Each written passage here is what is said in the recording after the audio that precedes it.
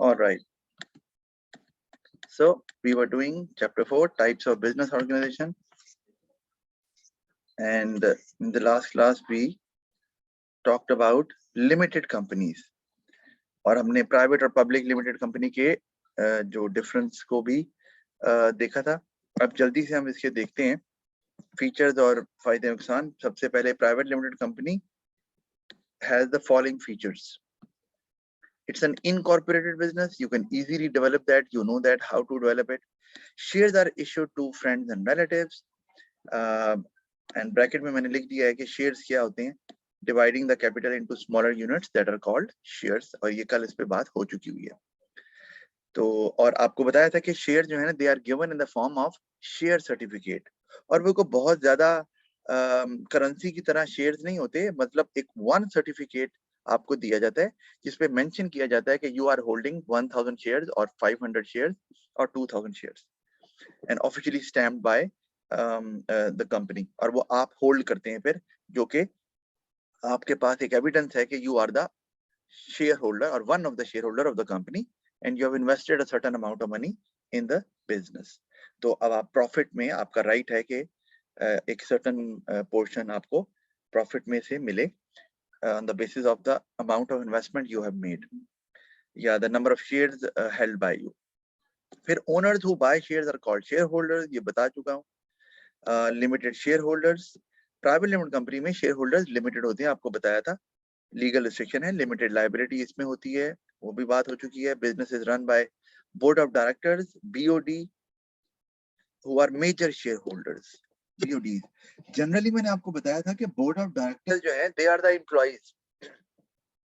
Although they make policies and they rest at the top tier of the organization. सबसे ऊपर वाले जो management की लेयर होती है, ये वहां मौजूद होते हैं. लेकिन प्राइवेट में शेयर होल्डर, जो मेजर शेयर होल्डर है, वो अपने आप को ही एनुअल जनरल मीटिंग में वोट देके बोर्ड ऑफ डायरेक्टर भी बन जाते हैं, क्योंकि they hold more than 50% shares of the company. फिर board of directors are elected in the annual general meeting by share holders. ये आपको मैंने बताया था कि मीटिंग ही बुलाई जाती है. अच्छा, लेट्स से एक बात आपको बताना मैं कल शायद भूल गया कि लेट्स से कि share holders are not happy with the board of directors और the way they are running the business और द कंपनी. तो they can not simply barge into the board of directors office and start scolding them. After all they are the owners. इस तरह नहीं हो सकता कि अगर वो ये कंसिडर करेंगे तो मुमकिन नहीं है. वो ज्यादा क्या कर सकते हैं, despite the fact that they have invested a significant amount of money in the business, they cannot interfere in the management of the business or in the matters which are purely related to board of directors. तो वो क्या कर सकते हैं कि वो जब annual general meeting होती है अगले साल, तो they can have a no confidence vote. They can vote them out कि now we have lost the trust on them and we do not want them to run the business as board of directors. Or then they can actually elect another panel of board of directors. वो ये कर सकते हैं ज्यादा से ज्यादा कि change कर दें. और वो भी बोर्ड ऑफ डायरेक्टर्स तभी चेंज होंगे जब majority of the share holders they vote in their favour कि जी बोर्ड ऑफ डायरेक्टर्स को हटा दें. अदरवाइज वो मुमकिन नहीं होगा. ये तरीकेकार है. तो यहाँ पर तो जरूरत ही नहीं है, क्योंकि बोर्ड ऑफ डायरेक्टर जो हैं वो खुद ही मेजर शेयर होल्डर्स हैं. तो वो तो ऑब्वियसली सेटिस्फाइड ही रहेंगे कि हम ही चला रहे हैं और हमारा ही ज्यादा स्टेक लगा हुआ है बिजनेस में. तो और हाँ, ये है कि अगर आप कहें सर, अगर ऐसा हो जाए कि बोर्ड ऑफ डायरेक्टर्स को आप रिमूव करना चाहते हैं और वो भी before the end of the year, क्योंकि वो तो एनुअल जनरल मीटिंग तो साल के बाद होती है. अच्छा, annual general meeting share holders भी कॉल कर सकते हैं और बोर्ड ऑफ डायरेक्टर्स भी. बोर्ड ऑफ डायरेक्टर्स नॉर्मली हर साल एनुअल जनरल मीटिंग को कॉल करते हैं, आपने याद रखना है. And what is the purpose of holding an annual general meeting? एक तो हो गया ना election of board of directors. दूसरा ये कि board of directors have to explain it to shareholders what is their progress. They have to take the shareholders into confidence. What are their future goals? What are they going to do in the next coming years? Or what happened in the past? Or what amount of profit will be distributed among shareholders? So, or they can answer the queries of the shareholders as well. तो ये इसीलिए annual general meeting रखी जाती है. ये तो board of directors call करते हैं ताकि शेयर होल्डर्स को बताते नहीं क्या हो रहा है, because share holders have no idea ना how the business is performing. उनको सिर्फ डॉक्यूमेंट से पता जरूर चल रहा है, इंटरनली क्या हो रहा है नो आइडिया। वो बोर्ड ऑफ डायरेक्टर्स जानते हैं, तो they take them into confidence by telling them the details कि आगे क्या होगा, whether your investment will remain safe, how much profit will increase in the coming year, or what are their future plans, how they are going to grow their business, ये वगैरह वगैरह। और obviously share holder यही चाहते हैं कि profit कब बढ़ेगा, बिजनेस कब एक्सपैंड करेगा, और बिजनेस की रेपुटेशन की बात भी आ जाती है, क्योंकि of course if the reputation is affected तो वो शेयर होल्डर्स को नुकसान पहुंचेगा, because they are the owners. तो उस पर भी डिस्कशन हो सकती है। लेकिन अगर शेयर होल्डर्स को लगता है कि they are not competent, I am talking about board of directors, तो they can call mid of the year mid of the year general meeting as well, and we call it, do remember, EGM, and it stands for extraordinary general meeting. Like they feel that there are extraordinary circumstances and they have to call that meeting because they cannot wait for the whole year because things will get worse. So that's why वो share holders भी call कर सकते हैं, और उनका मकसद यही है कि या तो हमें बताएं क्या हो रहा है या फिर हमने आपको फारग करना है। तो EGM बुलाकर share holders board of directors को वोट आउट कर सकते हैं, और इस तरह से नो कॉन्फिडेंस वोट देकर उनको निकाल सकते हैं और फिर नए बोर्ड ऑफ डायरेक्टर्स को इलेक्ट कर सकते हैं। अच्छा, फिर AGM is held every year to elect board of directors and inform shareholders about the current situation and future plans of the business. I just discussed that. BODs hire managers to manage operations. आपको बताया था कि जो ground level पे काम कर रहे होते हैं, who directly deal with clients and customers, वो मैनेजर्स होते हैं, not the board of directors. वो तो सिर्फ पॉलिसीज बनाते हैं and they are there in the head office. Shareholder तो who actually make it, who assures that कि जो पॉलिसीज बनी है उनकी इम्प्लीमेंटेशन भी सक्सेसफुली हो, वो मैनेजर्स होते हैं। तो share holders are given part of profit called dividend. हाँ, ये एक टर्म है जो मैंने आपको नहीं बताई, कि जब प्रॉफिट दिया जाता है among share holders on the basis of the investment they made और the number of shares held by them, उसी हिसाब से मिलता है ना, कि अगर आपका 60% शेयर है तो प्रॉफिट का 60% आपको मिलता है। इसको हम बोलते हैं डिविडेंड। डिवाइड से निकला है ना ये, कि प्रॉफिट का एक सर्टन पार्ट जो शेयर होल्डर को दिया जाता है on the basis of their investment, उसको बोलते हैं डिविडेंड। तो वो भी दिया जाता है। ये हमने ये भी डिस्कस किया हुआ है। फिर एडवांटेजेस पे आ जाएं तो लिमिटेड लायबिलिटी है, और इसका फायदा मैंने आगे एनालिसिस के लिए डेवलपमेंट की हुई है कि owners personal property is not responsible to pay the debts of the business. तो we are done with that. Large capital होता है। अच्छा, ये लार्ज कैपिटल कैसे होता है, इसकी डेवलपमेंट बता सकती हो कैसे होगी? Sir, as there are unlimited shareholders, so there's large capital which can further be used to expand the business. Yes, that's right. Or you can compare it with partners or क्या कहते हैं, soul traders. तो के जी उसमें तो capital कम होता है because number of owners कम होते हैं, बिल्कुल, और एक्सपैंड कर सकते हैं। बहुत सही बात की आपने। Easier to raise finance by issuing shares, and banks also lend money easily as enough security can be offered because it's a relatively large business, so they might have enough assets to offer to the bank कि वो रख लें, और in case कि अगर हम ना पे कर सकें तो they can sell it off to recover the amount. तो ये it can give enough amount of security to the bank, तो वो फिर आपको फाइनेंस रेज करने देते हैं। और एक और बात आपको ये पता है कि जब फाइनेंस रेज किया जाता है तो बैंक्स लोन तो देते हैं, तो बैंक्स की क्या अर्निंग्स होती है, बैंक्स को क्या फायदा होता है, इसमें क्या फायदा होता है बैंक्स को? सर, उनको इंटरेस्ट मिलेगा। जी, उनको इंटरेस्ट मिलता है। Very good. तो इसका मतलब है interest is basically an expense for a business, और expense reduces the amount of profit earn by a business या बाय द शेयर होल्डर्स। तो इंटरेस्ट जब सिक्योरिटी एनफ होती है and banks feel that it is not risky to lend money to them, तो वो अपने interest की rate को कम कर सकते हैं, क्योंकि इंटरेस्ट रेट ज्यादा तब किया जाता है when you think that it is risky to lend money to someone. तो आप कहते हैं चलो इंटरेस्ट की अमाउंट से हमें कम से कम प्रिंसिपल अमाउंट जो हमने अमाउंट दी थी वो तो जल्दी से रिकवर हो जाए, तो इस केस में जब इंटरेस्ट भी कम देना पड़ेगा, जो कि प्राइवेट लिमिटेड कंपनी में शायद उतना नहीं होता, लेकिन मैंने कहा यहाँ पे पॉइंट आया तो बता दूं, पब्लिक लिमिटेड कंपनी में ये ज्यादा एडवांटेज होता है कि इंटरेस्ट रेट लो चार्ज किया जाता है, क्योंकि सिक्योर होती है पेमेंट के, ये दे देंगे आराम से। फिर loss is borne easily as it is shared between more owners. ठीक है जी, ये भी हमें समझ आ रही है। That is why limited companies have long life, कि वो कोई भी नुकसान होता है तो उसको बर्दाश्त करने के काबिल होते हैं, बिकॉज ऑफ मोर ओनर्स। फिर original owners can keep control of the business as long as fewer shares are issued. यानी कि अगर वो ज्यादा शेयर इशू नहीं करते और 50 या मोर देन 50% शेयर उन्हीं के पास रहते हैं, तो वो कंट्रोल लूज नहीं करते, मतलब they still remain the board of directors. और company does not come to an end if one owner dies और लीव द बिजनेस। और उसकी वजह क्या है, मैंने ब्रैकेट में लिख दिया, because it has a feature of incorporated business. तो ओनर मर भी जाए तो बिजनेस को इम्पैक्ट नहीं आता जहां तक उसकी लाइफ का ताल्लुक है। फिर डिसएडवांटेजेस आ गए, उसमें लीगल रिक्वायरमेंट्स। यस, तो मैंने आपसे कहा था कि मैं बताऊंगा इसके बारे में। जो सर्टन लीगल रिक्वायरमेंट्स पूरी करनी होती है, इट टेक्स सम टाइम। और सोल ट्रेडर और पार्टनरशिप में उतनी लीगल रिक्वायरमेंट्स नहीं होती, इनफैक्ट सोल ट्रेडर में तो ना होने के बराबर ही होती है। तो लिमिटेड कंपनी में होती है, उसमें दो इंपॉर्टेंट डॉक्यूमेंट्स हैं, एक मेमोरेंडम ऑफ एसोसिएशन और एक आर्टिकल्स ऑफ एसोसिएशन।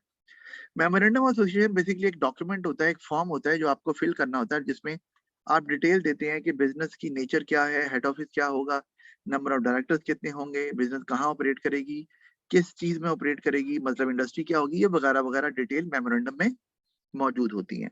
और आर्टिकल ऑफ एसोसिएशन में भी आपको एक स्टैंडर्ड फॉर्म तो जरूर होता है, लेकिन आप अपना भी आर्टिकल एसोसिएशन बना के भेज सकते हैं, जिसमें आप बताते हैं कि बिजनेस की इंटरनल फंक्शनिंग कैसे होगी, कैसे काम करेगी, एनुअल जनरल मीटिंग कब होगी, डिविडेंड कब दिया जाएगा, वगैरह वगैरह। यानी कि फंक्शन जो है बिजनेस का वो किस तरह से होगा, उसको उसकी डिटेल्स आर्टिकल्स ऑफ एसोसिएशन में होती है। जैसे हम कहते हैं ना, कुरान में नमाज का तरीका नहीं बताया गया, लेकिन नमाज के बारे में बताया गया कि आपने पढ़नी है, फजर की है या आपकी इशा की है, तो जुमे की है, तो वो उसकी डिटेल कहाँ मिलती है हमें?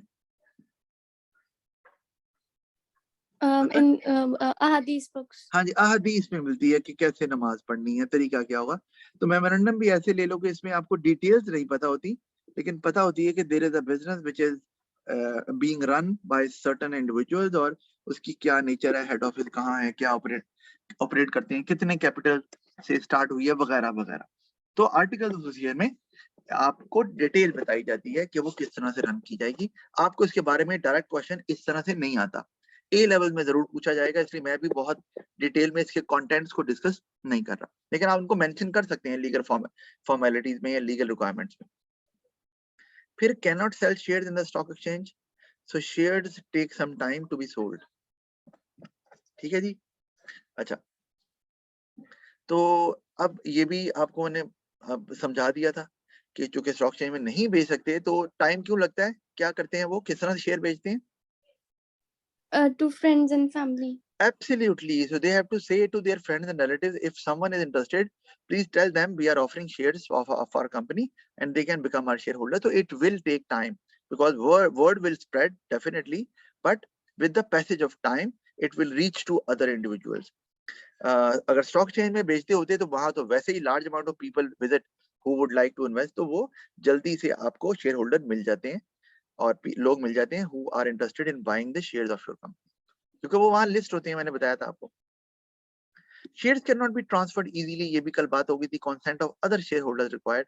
तो वो फिर एक वो स्टक हो जाता है शेयर होल्डर जो निकलना चाह रहा है और वो नहीं निकल पा रहा क्योंकि शेयर बेच नहीं पा रहा without the consent of the share holders जो एग्जिस्टिंग है।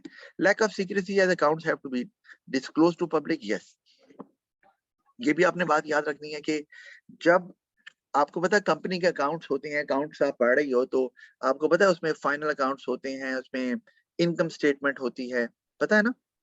Yes.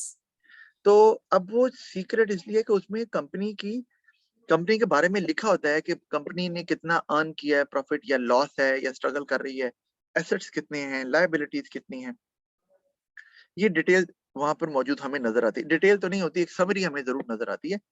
तो अब वो, क्योंकि आपको क्या करना पड़ता है as a limited company, you have to publish that in a newspaper, and normally that newspaper needs to be circulated in an area where head office is located. अब जब सर्कुलेट करेंगे आप, तो ऑफ कोर्स वो फिर और लोगों को भी पता चलेगा, आपके कॉम्पिटिटर्स को भी पता चल सकता है। वो सर्कुलेट करते हैं, पब्लिश करते हैं, ताकि शेयर होल्डर्स को पता चलते रहे current situation of the business. Government को भी पता चल जाए, लेकिन वो फिर कॉम्पिटिटर्स को भी पता चल जाती है, जिससे आप अगर at certain point of time you are financially weak और यू आर स्ट्रगलिंग, तो वो आप फिर डिस्क्लोज हो जाती है। ये एक इशू है जिससे competitors can take advantage of it, और customers may not like to buy from you in that time period. तो although आप उस time period से निकल सकते हैं and you have the plan, solid plan, but वो जो impression जा रहा है, अच्छा अभी डाउन जा रही है, तो फिलहाल अभी इस कंपनी के शेयर्स ना खरीदो। अभी इस कंपनी में एम्प्लॉयमेंट जो गुड वर्कर्स हैं, they might not like to work in that organization which is actually at the moment down financially, या लॉस सफर कर रहे हैं। तो ये हर बिजनेस को फेस करना पड़ता है, लेकिन ऑफ कोर्स लोग दूसरे तरीके से देखते हैं, जो पोटेंशियल एम्प्लॉइज हैं या कस्टमर्स हैं या इन्वेस्टर्स हैं। तो ये एक प्रॉब्लम आ सकता है। फिर limited capital, as maximum number of share holders allowed is limited. तो ये भी आपको बता दिया था, इसका मतलब है कि बहुत ज्यादा कैपिटल जो है वो रेज नहीं किया जा सकता, there is a limit there. तो अगर आपने और मजीद एक्सपैंड करना है अपने बिजनेस को, you want to become a multinational company और you want to open your branches in many parts of the world, ये सेटअप करना चाह रहे हैं आप, तो फिर आपको कन्वर्ट करना पड़ेगा इसको पब्लिक लिमिटेड कंपनी में। तो that brings us towards another type of limited company, that is public limited company. अच्छा, अब जब एक्सपैंड नहीं कर पाएंगे तो प्रॉफिट की भी एक लिमिट है, और आपकी जो इकोनॉमीज ऑफ स्केल है ना, वो जो बल्क बाइंग मैंने बताया था आपको, वो भी फिर उस हद तक ही मिलेगा जहां तक आपने एक्सपैंड किया हुआ है। तो पब्लिक के केस में आपको इकोनॉमी ऑफ स्केल ज्यादा मिलेगी, प्रॉफिट भी ज्यादा होगा, और ऑफ कोर्स रेपुटेशन तो ज्यादा होगी ही, जिस पे हमने कल बात भी की थी। तो पब्लिक लिमिटेड कंपनी की तरफ आते हैं, तो it has the following features. और पहले मुझे ये बता दो कि ये पब्लिक वर्ड और प्राइवेट वर्ड दोनों लिमिटेड कंपनीज में, this is the most common mistake students of O levels and A levels they commit। तो मुझे बताओ, ये वर्ड प्राइवेट लिमिटेड लिखा हुआ है, यहाँ पब्लिक लिखा हुआ है, क्यों लिखा हुआ है? क्या रिप्रेजेंट करता है ये? Liability, limited liability. Limited liability तो करता है, वो वर्ड लिमिटेड कर रहा है, वो दोनों में आ रहा है। मैं पूछ रहा हूँ पब्लिक, और उधर प्राइवेट आ रहा है पहले, ये क्यों आ रहा है? Due to shares, because shares cannot be issued publicly in Yes, private. yes, because shares, public owned company can sell their shares to general public. General matlab whether they are your relatives or not, whether they are your friends or not, whether they are in your family circle or friend circle or not, they can buy, क्योंकि आप cell करते हैं through stock exchange, anyone can buy, इसलिए public का word है। वहां private है क्योंकि आपको अपने प्राइवेट लिंक्स बनाने पड़ते हैं, और फिर दोस्तों और यारों और रिलेटिव्स के थ्रू, फैमिली के थ्रू आपको फिर ढूंढने पड़ते हैं पोटेंशियल इन्वेस्टर। सिर्फ इस वजह से वर्ड आता है, और वो स्टॉक एक्सचेंज में सेल नहीं कर सकते, और प्राइवेट रिसोर्सेज उनको इस्तेमाल करने पड़ते हैं, प्राइवेट लिंक, इसलिए प्राइवेट का वर्ड आ रहा है। तो डोंट गेट इट कंफ्यूज, और कि आप पब्लिक जो है वो नॉर्मली जो बच्चे करते हैं कि पब्लिक लिमिटेड कंपनी मतलब पब्लिक सेक्टर में होता है, गवर्नमेंट ओन करती है, और प्राइवेट लिमिटेड कंपनी मतलब प्राइवेट सेक्टर में होती है और प्राइवेट पीपल ओन करते हैं। ये दिस इज अ मिसकॉन्सेप्शन जो कि नहीं होनी चाहिए। फिर एडवांटेज की तरफ आते हैं हम अगर आगे, तो अगेन लिमिटेड लाइबिलिटी आपको नजर आ रही है। वेरी लार्ज कैपिटल, मैंने लार्ज नहीं लिखा, वेरी लार्ज, क्योंकि unlimited number of share holders can be added. Better status and reputation being a large business, ये बता दिया था, तो उसकी वजह से वर्कर्स, कस्टमर्स और सप्लायर्स को आसानी से अट्रैक्ट कर सकते हैं। आपको अच्छे सप्लायर भी मिल सकते हैं, उन्हें पता है कि अच्छी बड़ी कंपनी है। तो आप सप्लायर्स क्या चाहते हैं? वो चाहते हैं, they want to find a customer with which they can have long term relationship। तो भाई एक बड़ी कंपनी है, established है, तो सप्लायर्स चाहेंगे ना उनके साथ रिलेशनशिप बिल्डअप करना लॉन्ग टर्म, और उससे फिर प्राइस अगर कम भी कोट करनी पड़े सप्लायर्स को तो वो करते हैं, और अच्छे वर्कर्स आपको मिलते हैं, लॉयल कस्टमर्स भी आपको मिल जाते हैं। तो इस तरह से आप इसको डेवलप और ज्यादा कर सकती हो। फिर easier to raise finance by issuing shares, and banks also lend money easily as enough security can be offered। ये सेम पॉइंट जो प्राइवेट का था मैंने यहाँ लिख दिया है, लेकिन इसमें मैंने आपको जो बताया था कि और ज्यादा आसानी से दे सकते हैं compare to private limited company, और इंटरेस्ट रेट शायद और ज्यादा कम इनसे चार्ज किया जाता है compare to private limited company. लेकिन दोनों में ये एडवांटेज मौजूद है। तो अगर दोनों का डिफरेंस कोई पूछ रहा हो, जैसे कि क्वेश्चन है कि एक प्राइवेट लिमिटेड कंपनी है और आप पब्लिक कंपनी में कन्वर्ट कर रहे हैं, तो क्या इज इट बेनिफिशियल, अगर डू यू थिंक वाला सवाल आता है, तो आप ये पॉइंट नहीं लिखेंगे। क्यों? क्योंकि ये दोनों में है। तो आपने तो वो पॉइंट लिखना है, पॉइंट ऑफ जस्टिफिकेशन, जो कि प्राइवेट लिमिटेड कंपनी में ना हो, but that is the advantage of public limited company, ताकि उसको आप अपनी वैल्यूएशन में जब आप जस्टिफाई करते हैं वहां लिख सकें। तो ये बताने का मकसद है कि जब पेपर में करना है तो देखना है कि बिजनेस पहले कौन सा था और अब कौन सा बनने जा रहा है, फिर डिसाइड करना है। फिर company does not come to an end, and if owner dies और लीव्स द बिजनेस, वही इनकॉर्पोरेटेड बिजनेस होता है। ये भी सेम एडवांटेज है। Being a large business, economy of scale is achieved, reduces per unit cost, यानी कि cost of producing 1 unit, तो आपका प्रॉफिट भी बढ़ जाता है। ये भी हो चुका है। Shares are sold quickly as they are available to general public in the stock exchange. ये भी आपको पता है। शेयर्स कैन बी एडवर्टाइज्ड, ये मैंने कल बात की थी। It's not same as product advertisement, वो तो हर कोई कर सकता है। Every business has a right. यहाँ शेयर्स की एडवर्टाइजमेंट की बात हो रही है, जो कि प्राइवेट लिमिटेड कंपनी नहीं कर सकती। Shares can be transferred easily without the consent of other share holders. ये क्या मतलब है इसका? ये मैंने कल बताया था, बता दो जरा। कि सर अगर उनको ट्रांसफर करना है, अगर कंपनी सही नहीं चल रही, तो अगर उनको ट्रांसफर करना है तो उनको बाकी शेयर होल्डर से परमिशन की जरूरत नहीं है। एब्सोल्युटली। ट्रांसफर मतलब उनको वो सेल करना चाह रहे हैं शेयर और निकलना चाह रहे हैं कंपनी से as a share holder, right? अच्छा, फिर डिसएडवांटेजेस, उसमें too many legal form requirement, वही मेमोरेंडम और आर्टिकल्स वगैरह, और एक्चुअली फिर issue of share in the stock exchange is costly. क्यों? क्योंकि आपको उसका मेंबर बनना पड़ता है। याद रखना है, आपको मेंबर बनना पड़ता है स्टॉक एक्सचेंज का, and there is a certain cost for it. और उसके अलावा एक और चीज, आपको प्रोस्पेक्टस भी इशू करना पड़ता है, because now you are inviting general public ना। तो प्रोस्पेक्टस इज एक्सपेंसिव, क्योंकि उसकी पेपर की क्वालिटी भी काफी हाई होती है। ठीक है, तो ये मैं यहाँ पर प्रिंटिंग प्रोस्पेक्टस इज एक्सपेंसिव, तो ये भी मैंने साथ में यहाँ पे लिख दिया। तो ये स्टार्ट में आपको कॉस्ट पड़ेगी मेंबरशिप की और ये प्रोस्पेक्टस की। फिर लैक ऑफ सीक्रेसी, अच्छा इसमें मैं लिख देता हूँ यहाँ पे। एक तो membership of the stock exchange, क्योंकि अगर आप मेंबर नहीं हैं स्टॉक एक्सचेंज के, तो you can not sell your shares.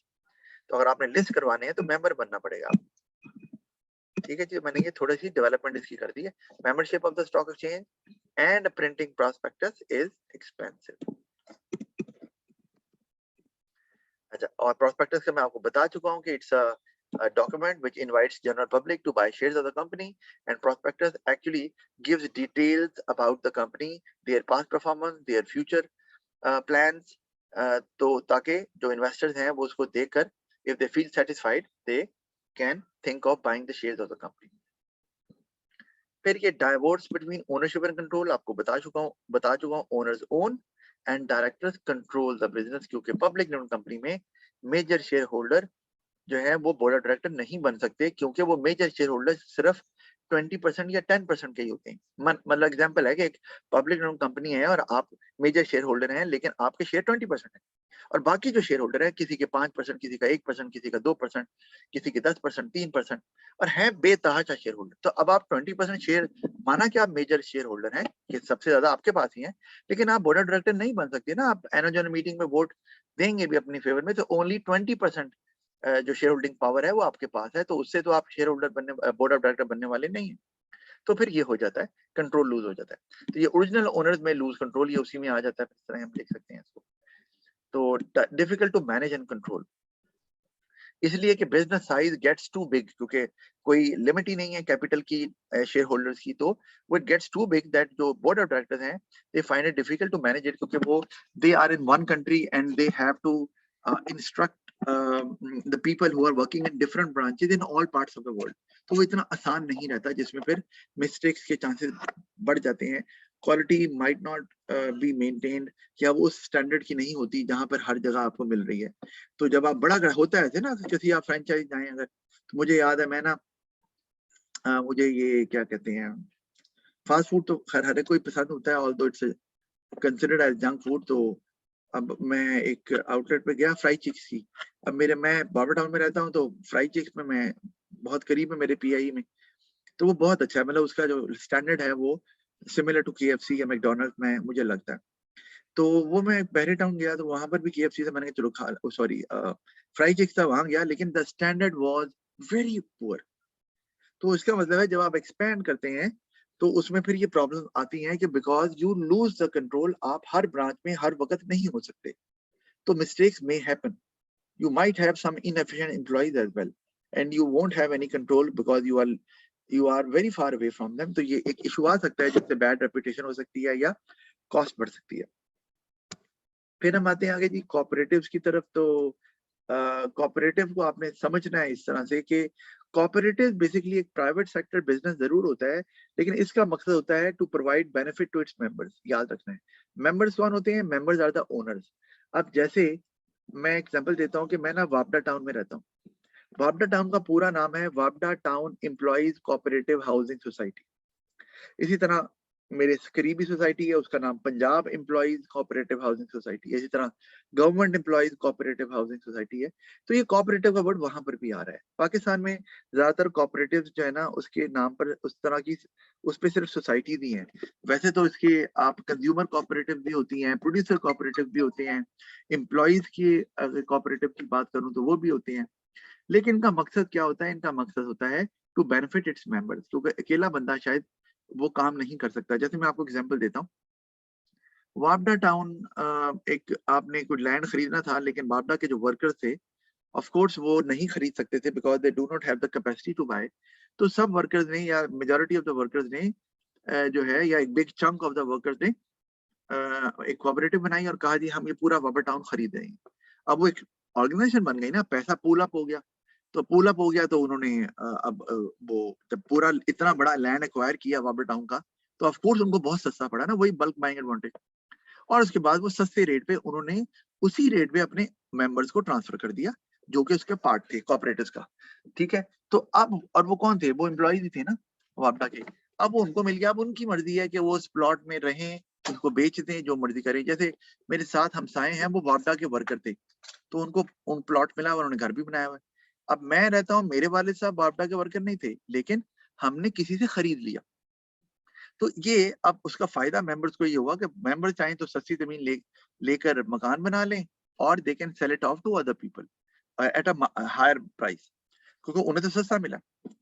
इसी तरह से एक और एग्जांपल देता हूँ कोऑपरेटिव्स की कि लेट्स से कि आप रिटेलर हैं और आप चीजें सेल करते हैं और आपको चीजें महंगी पड़ रही हैं, अभी आपको प्रॉफिट इतना नहीं हो रहा, तो रिटेलर मिलके एक कोऑपरेटिव बना लेते हैं। वो होलसेल कोऑपरेटिव भी हो सकती है या रिटेल कोऑपरेटिव भी हो सकती है। और वो करती क्या है कि वो मैन्युफैक्चरर से बल्क में बाय करती है। रिटेलर बल्क में बाय नहीं कर सकते थे क्योंकि दे वर स्मॉल इन साइज, तो उनकी कैपेसिटी इतनी नहीं थी। अब जब एक कोऑपरेटिव बन गई तो वो बल्क में बाय कर रही है मैन्युफैक्चरर से और उसको ह्यूज डिस्काउंट मिल रहा है, जिसको हम बोलते हैं ऐसे बेसिकली ट्रेड डिस्काउंट। आगे चल के बात करेंगे जब हम इकोनॉमी ऑफ स्केल की बात करेंगे। तो वो अब जब सस्ते रेट पे रॉ मटेरियल खरीद रहे हैं या रॉ मटेरियल कह रहा हूँ सॉरी, चीजें खरीद रहे हैं, तो अब वो उसी रेट पे अपने मेंबर्स को वो दे देंगे, डिस्ट्रीब्यूट कर देंगे। और मेंबर्स कौन है उस केस में? उसमें है रिटेलर्स मेंबर्स हैं, क्योंकि उन्होंने पुल अप किए हुए रिसोर्सेज, उनको सस्ता मिल जाएगा और इस तरह वो फिर अब वो चीजें अब जब बेचेंगे मार्केट रेट पे तो उनको sufficient amount of profit earn हो जाएगा। तो ये मैंने कोऑपरेटिव की एग्जांपल दे रहा हूँ। एक और एग्जांपल देता हूँ वर्कर कोऑपरेटिव की कि आप एक बिजनेस है, ऑर्गेनाइजेशन है, वो चल रही है और वो नुकसान में जा रही है, लॉस में, और it is about to be close down. और क्योंकि ओनर्स को लगता है ये चलने वाली नहीं है, इसको बंद करने, तो वर्कर्स हैव फियर के now it will they will lose their jobs, obviously business बंद हो जाएगा। तो वर्कर्स में फैसला करते हैं यार हम मिलके खरीद लेते हैं। अब लॉस मेकिंग ऑर्गेनाइजेशन किसने खरीदनी है? वर्कर्स ने खरीद लिया। वर्कर्स कहते हैं हम चलाएंगे। अब वो कहेंगे कम से कम चलो हमारी सैलरी तो निकलेंगी, बिजनेस चलता रहेगा, बंद तो नहीं होगा। तो ये भी वर्कर कोऑपरेटिव इस तरह से भी बनाई जा सकती है। बहरहाल आपको बता दिया कि पर्पस बेसिकली क्या होता है। अब मैं जल्दी से इसको अगर पढ़ दूं तो groups of people join together and pool up their resources to provide benefit to its members. और मेंबर्स कौन होते हैं? Owners are called members. और ऑल मेंबर्स, एक चीज जो डिफरेंट होती है इसमें लिमिटेड कंपनी से, वो है कि all members have one voting right regardless of the shares held by them. यानी कि जितना भी शेयर उनका हो, वोटिंग राइट एक ही है। इसका मतलब ये है कि कोई भी बंदा जिसके पास बहुत ज्यादा पैसा है वो कोऑपरेटिव नहीं बनाएगा। वो तो कहेगा मैं लिमिटेड कंपनी में इन्वेस्ट करूंगा, जितना ज्यादा इन्वेस्ट करूंगा उतनी मेरी शेयर होल्डिंग पावर ज्यादा होगी। यहाँ पर ज्यादातर लोग वो होते हैं जो कि फाइनेंशियली इतने स्ट्रांग नहीं होते, तो इसीलिए वो कहते हैं ठीक है जी हम इन्वेस्ट करेंगे और वन वोटिंग राइट हम सबको मिल जाए। तो इसमें ये नहीं है कि वो बोर्ड ऑफ डायरेक्टर बन जाएंगे, ऐसा नहीं है, क्योंकि आपको बता दिया कि शेयर होल्डिंग पावर पे तो वोटिंग राइट डिपेंड ही नहीं कर रहा। और प्रॉफिट्स भी आपकी इन्वेस्टमेंट पे नहीं, वो इक्वली डिवाइड किए जाए। जो भी कोऑपरेटिव को प्रॉफिट अर्न होता है वो करती है, क्योंकि अगर वो देखो एक कोऑपरेटिव जो है वो रिटेलर्स को तो दे रही है, जैसे मैंने आपको एग्जांपल दिए, लेकिन वो दूसरों को भी दे सकती है। जैसे एक रिटेल कोऑपरेटिव है, एक बनी हुई है, ठीक है, वो मेंबर्स को सस्ता दे रही है, लेकिन अगर कोई नॉन मेंबर चीजें बाय करने आता है तो वो बाय कर सकता है, लेकिन उसको वो फिर मार्केट रेट पे देगी विच इज हायर। तो इस तरह से प्रॉफिट कोऑपरेटिव अर्न कर सकती है। वो प्रॉफिट फिर इक्वली डिवाइड किया जाएगा, रादर देन कि वो प्रॉफिट जो है वो उनकी ओनर्स की इन्वेस्टमेंट के मुताबिक दिया जाए। तो इससे आपको अंदाजा हो जाना चाहिए कि ये नॉर्मली जो है वो जो लोग फाइनेंशियली इतने स्ट्रांग नहीं होते वही इसको चलाते हैं। अच्छा, फिर आ गया हमारे पास, any question regarding joint venture? No. No. अच्छा, ऑल राइट, मैं अब आगे चलता हूँ। आगे हमारे पास आ गया सॉरी कोऑपरेटिव। हाँ, तो अब आगे जॉइंट वेंचर आ गया। It has the following features. अब जॉइंट वेंचर आपको आइडिया है क्या होता है? यस। क्या होता है? When two or more businesses join together to form a new business. New business. अच्छा, ये आपकी बात सही है। जैसे मैं आपको एग्जांपल देने जा रहा हूँ, it is different from merger. हमने जो कि पढ़ा हुआ है इसलिए। वो क्या, मैं आपको दिखा देता हूँ कि लेट्स से कि हमारे पास एक बिजनेस है, वो ए है, और एक बिजनेस बी है। तो अगर लेट्स से अगर मर्ज करते हैं ना, तो अब बिजनेस ऐसे हो गया, ये this is what we call what, this is a merger. कि अब दोनों बिजनेस सेपरेटली एग्जिस्ट नहीं करते, अब वो एक बिजनेस बन गए। अब जहां जहां बी की आउटलेट होगी या बी की फैक्ट्री होगी, वो अब ए बी के नाम से जानी जाएगी। जहां पर ए की फैक्ट्री थी या आउटलेट थी, वो अब ए बी के नाम से जानी जाएगी। तो ये तो मर्जर हमें नजर आ रहा है। अच्छा, अब अगर हम बात करें ज्वाइंट वेंचर की, ए और बी की एग्जांपल लेता हूँ, तो वो क्या होगा, वो एक नया वेंचर शुरू करेंगे, एक नया प्रोजेक्ट शुरू करेंगे, या एक नया बिजनेस शुरू करेंगे। और इसमें ए और बी जो है वो दोनों अपने रिसोर्सेज को शेयर करेंगे। इसका मतलब है उनके जो एग्जिस्टिंग बिजनेसेस है, they will keep on running separately. यहाँ पर कोई शेयरिंग नहीं हो रही, नो शेयरिंग ए और बी में। शेयरिंग सिर्फ होगी उस नए प्रोजेक्ट के लिए जो कि सी हमें नजर आ रहा है। तो ये ज्वाइंट वेंचर है। जैसे मैं आपको एक एग्जांपल मैंने दी भी हुई है, जैसे पुराने जमाने में एक फोन आता था सोनी इरिक्सन, पता है आपको? नहीं पता होगा आपको, सारी बात है। तो अब Erikson is a different company, Soni is a different company. तो उन्होंने ये मोबाइल जो सेल फोन था, इसका ज्वाइंट वेंचर किया था, और उसको काफी अर्सा चलाया था, and it was very successful at one point of time. बाद में ज्वाइंट वेंचर जो है वो कभी भी खत्म किया जा सकता है, क्योंकि कोई ये एक टेम्पररी अरेंजमेंट है ना, आप जब चाहे खत्म कर सकते हैं। मर्जर में तो मर्ज हो गया, वो इकट्ठे बिजनेस ही चलेंगे या बंद हो जाएंगे। तो सोनी इरिक्सन में फिर बाद में उन्होंने डिसाइड किया कि now let's call it of, कि मर्जर को अब हम खत्म कर देते हैं। तो फिर अब सोनी को आप देखेंगे तो सोनी अब डिफरेंट काम कर रही है और इरिक्सन डिफरेंट काम कर रही है, दोनों डिफरेंट काम कर रहे हैं। पहले भी काम कर रहे थे, लेकिन अब वो किसी भी प्रोजेक्ट में इकट्ठे नहीं है। पहले जो मोबाइल में इकट्ठे थे, लेकिन अब सोनी का मोबाइल अलग आता है, और रिक्सन भी अगर हम वर्ल्ड ओवर देखें तो हमें नजर आएगा वो अलग सेलफोन अब बना रहे हैं। तो ये फर्क है ज्वाइंट वेंचर में। अच्छा, अब ज्वाइंट वेंचर को हम जल्दी से देख लें अगर, तो it occurs when two or more businesses join together to start a new project or business. Remember, existing businesses will not be affected. अच्छा, फिर existing businesses remain separate from each other. Existing businesses बता दिया आपको, फिर usually for a limited time period, वो time period खत्म हो गया तो वो भी एंड हो जाता है उनका जो ज्वाइंट वेंचर है, it will come to an end. जैसे मैंने आपको एग्जांपल भी दी। एडवांटेजेस देखे तो इट स्प्रेड द रिस्क। अच्छा, रिस्क कैसे स्प्रेड होता है? पहला वो इस तरह से कि अगर उन्होंने कोई नया ज्वाइंट वेंचर खोला हुआ है, तो अगर उसे रिस्क ये स्प्रेड होता है कि एक तो दोनों शेयर करते हैं ना, ऑफ कोर्स दो कंपनी मिल गई ना तो लॉस भी होगा, तो दोनों जो है ना वो उसको फिर शेयर करेंगे, तो इससे रिस्क स्प्रेड हो रहा है। फिर मोर कैपिटल, जारी बात है दोनों शेयर कर रहे हैं, शेयरिंग ऑफ आइडियाज, तो new ideas will be brought, और उससे ज्यादा बेहतर तरीके से आप उस जॉइंट वेंचर को रन कर पाएंगे, क्योंकि both businesses might be from different background, तो उनके पास डिफरेंट एक्सपीरियंसेस होंगे जो कि बहुत हैंडी होंगे to run that new joint venture. Sharing of cost and risk, ये भी आ गया। अच्छा, स्प्रेड द रिस्क, और sharing of cost and risk को आप सेपरेट कैसे लिख सकते हैं, वो इस तरह से कि स्प्रेड द रिस्क का मतलब ये कि अगर आपका बिजनेस जो है वो अच्छा नहीं जा रहा, तो आपका जॉइंट वेंचर से आपको वहां से प्रॉफिट मिल रहा है, तो आपको प्रॉब्लम नहीं होगी, क्योंकि आपने नए और बिजनेस वेंचर्स भी खोले हुए हैं थ्रू जॉइंट वेंचर। तो जितने आप डिफरेंट इंडस्ट्रीज में ऑपरेट करते हैं, जैसे हमने कॉन्ग्लोमरेट इंटीग्रेशन की बात की थी ना, कि if you operate in more than one industry, कि आप टेक्सटाइल में भी हैं, आप शू बिजनेस में भी हैं, कार मैन्युफैक्चरिंग में भी हैं, केमिकल्स में भी हैं, कंस्ट्रक्शन में भी हैं, तो उससे आपको पता है कि अगर किसी एक इंडस्ट्री में डाउनफॉल चल रहा है तो दूसरे हम बिजनेस से उसको कॉम्पनसेट कर सकते हैं। तो ये है स्प्रेड द रिस्क वाली बात, आप ये लिख सकते हैं। फिर डिसएडवांटेजेस में disagreement can occur regarding policy matters.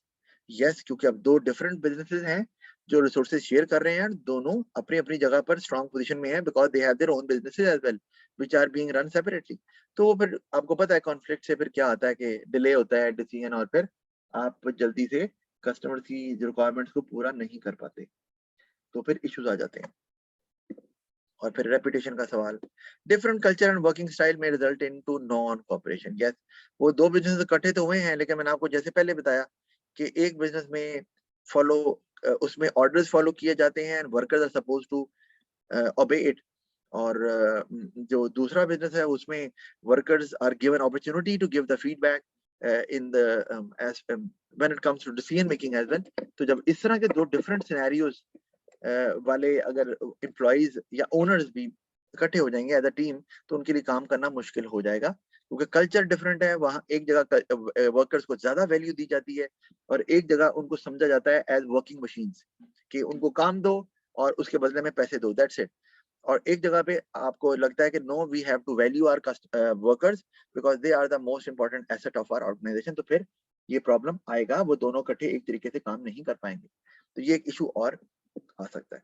और नॉन कॉपरेशन से of course business fully function नहीं करेगा या उस एफिशिएंसी से काम नहीं कर पाएगा, और आप इसको डेवलप कर सकते हैं। आगे डिफरेंसेस हैं, तो मैं जल्दी से आपको पढ़ जरूर देता हूँ। पहला, अनलिमिटेड शेयर होल्डर्स, इसमें लार्ज कैपिटल है, उसमें लिमिटेड शेयर होल्डर्स और लिमिटेड कैपिटल है। नंबर 2 में कैन इशू प्रोस्पेक्टस, और उसमें can not issue prospectus. Number 3, can sell shares in the stock exchange and able to sell shares quickly, ये भी हो गया, और उसमें can not sell shares in the stock exchange. Number 4 पे कैन एडवर्टाइज इट्स शेयर्स, ये भी आपको समझ आती है, वो can not advertise its shares.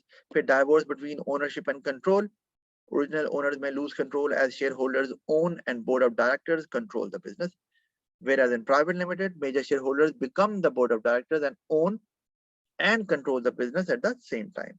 Number 6 पे enjoy better status and reputation which help to attract skilled workers and loyal customers, ये भी बात हुई भी है, और उसमें does not enjoy the same status. Yes, to some extent they might have a they will have a better status compared to sole trader and partnership, लेकिन या हम पब्लिक से कंपेयर कर रहे हैं, लिमिटेड कंपनी से। Lending money from the bank becomes easy as along with better image they have enough security to offer, और उसमें may not be able to obtain loan easily, शायद उतनी उनके पास सिक्योरिटी ना हो जितनी के पब्लिक के पास है।